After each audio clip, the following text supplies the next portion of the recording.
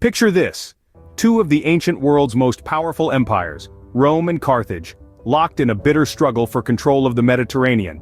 This was the backdrop of the Punic Wars, a series of 3 conflicts that stretched over more than a century. The First Punic War saw Rome and Carthage clashing for control of Sicily. Although the war ended in a Roman victory, it left a bitter taste in the mouths of the Carthaginians, as the peace treaty heavily favored Rome. In the aftermath, a young Carthaginian commander rose to prominence. His name was Hannibal Barca, and he was determined to avenge Carthage's defeat. Hannibal's audacious crossing of the Alps into Italy marked the beginning of the Second Punic War, a conflict that would see these two mighty empires clash with even greater ferocity. With the stage set, the scene of our main event takes us to a place in North Africa, Zama. In 202 BC, Rome, under the command of Scipio Africanus, faced off against Carthage, led by the legendary Hannibal, in what would be known as the Battle of Zama. As the two powers prepared for battle, their armies reflected their unique strengths and strategies. On one side, the Roman legions, a force known for their discipline and adaptability. Each Roman soldier was armed with a short sword, known as a gladius, and a heavy shield. Their armor was designed to provide maximum protection while allowing for flexibility and quick movement. The Roman legions were split into maniples, small units that could move independently, allowing them to adapt quickly to the changing tides of battle. On the other side, Carthage, led by the formidable Hannibal, relied heavily on war elephants and mercenaries. The Carthaginian army was a diverse force, consisting of soldiers from across North Africa, Spain, and Italy. Their war elephants were a sight to behold, massive beasts that could trample and disorient enemy lines. However, these elephants required careful handling, and their effectiveness was often determined by the skill of their mahouts. The Carthaginian infantry was composed largely of mercenaries, soldiers who fought not out of loyalty to Carthage, but for the promise of pay. This gave the Carthaginian army a certain unpredictability, as the motivations of its soldiers could shift with the fortunes of battle. Both armies were impressive, each in their own way.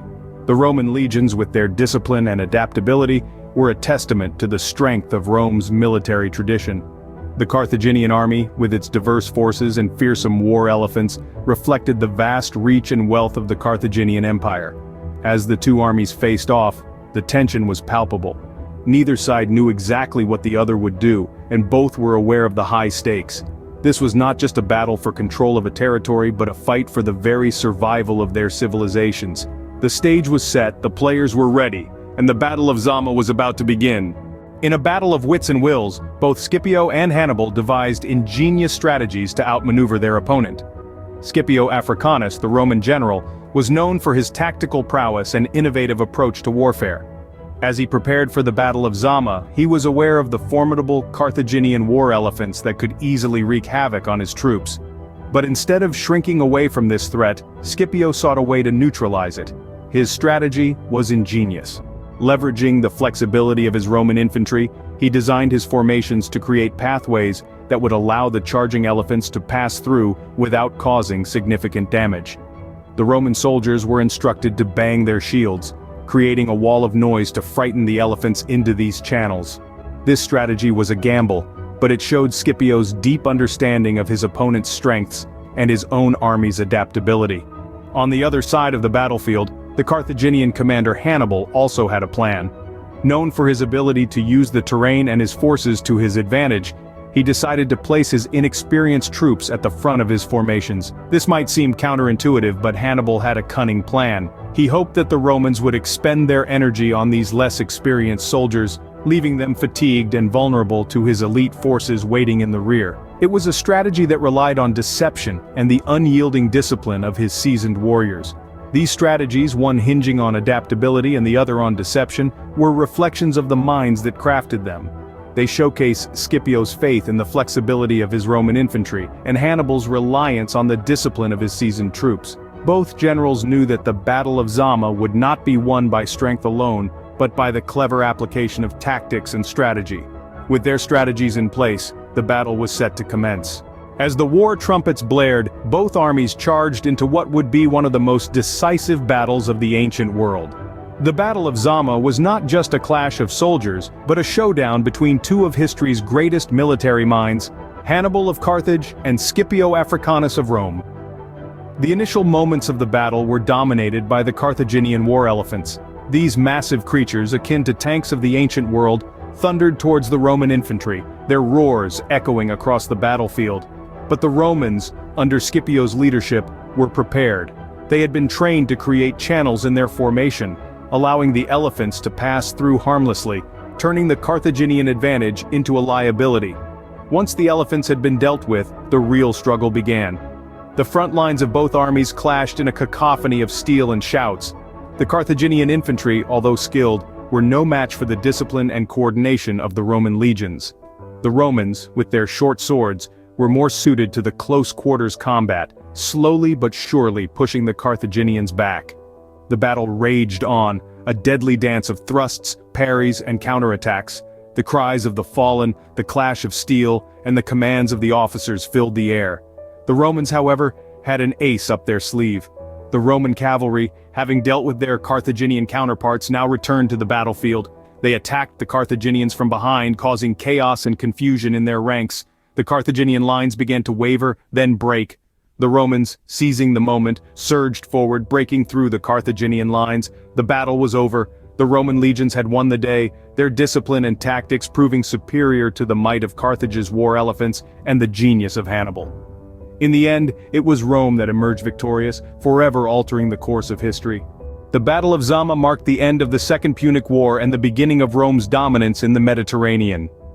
In the aftermath of this legendary clash, both Rome and Carthage were irrevocably altered.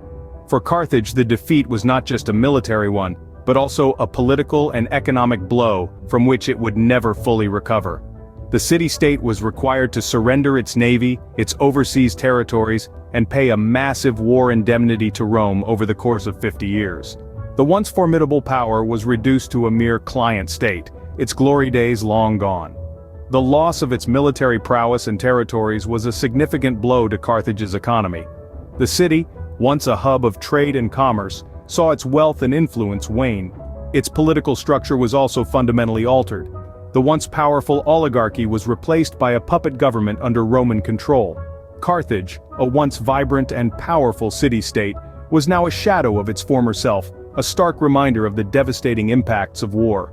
On the other hand, for Rome, the victory at Zama marked the beginning of a new era. The defeat of Carthage solidified Rome's position as the dominant power in the Mediterranean.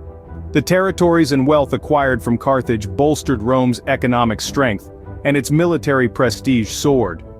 Rome, once a city-state battling for its survival, was now an empire, its legions feared throughout the ancient world. But Rome's victory was not just about territorial gains or economic wealth. It was, more importantly, a psychological triumph. The defeat of Carthage, their most formidable adversary, instilled in the Romans a sense of invincibility, a belief in their manifest destiny to rule. This newfound confidence would fuel Rome's expansionist ambitions in the centuries to come, setting the stage for the rise of the Roman Empire. The Battle of Zama was not just a battle, it was a turning point in history, marking the fall of one empire and the rise of another. The Battle of Zama, a testament to the power of strategy, leadership, and the will to win. As we reflect on the events that transpired, it is clear that the Battle of Zama was a turning point in antiquity.